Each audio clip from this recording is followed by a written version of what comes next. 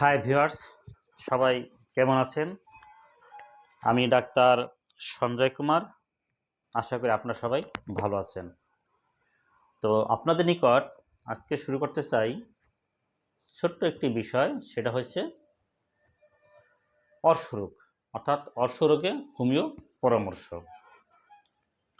তো অর্শরোগের বিভিন্ন ক্যাটাগরি বা বিভিন্ন ধরনের হয়, তার মধ্যে একটি আছে রক্তপাতযুক্ত অর্শ।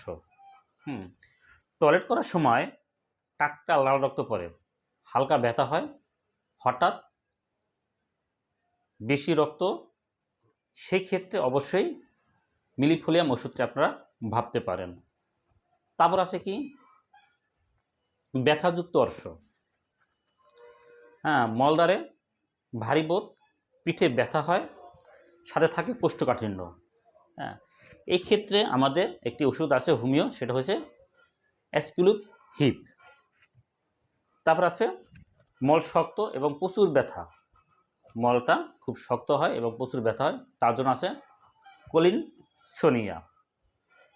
এরপর আছে কি কোষ্ঠকাঠিন্য প্রধান সমস্যা হলে, অর্থাৎ বারবার চাপ দিতে হয়, সম্পূর্ণ কোষ্ঠ পরিষ্কার হয় না, একটু কোষ্ঠ পরিষ্কার হলেও খুব আরাম লাগে, সেই ক্ষেত্রে আমাদের হোমিও ওষুধ আছে নাক্সভম। এবার আছে মলদ্বার ফুলে বাইরে বেরিয়ে এলে, তার জন্য আছে কি আমাদের অ্যালোসকেটিনা, অর্থাৎ মলদ্বার বাইরে চলে আসে, আঠালো মল লেগে থাকে, সহজে ছাড়তে চায় না, সেক্ষেত্রে অবশ্যই অ্যালোসকেটিনা ওষুধকে ব্যবহার করতে পারি। এরপর আছে আমাদের কি আরও কিছু ওষুধ আছে, তো সেই বিস্তারিত যাচ্ছি না, আমি অল্প ভিডিও করলাম।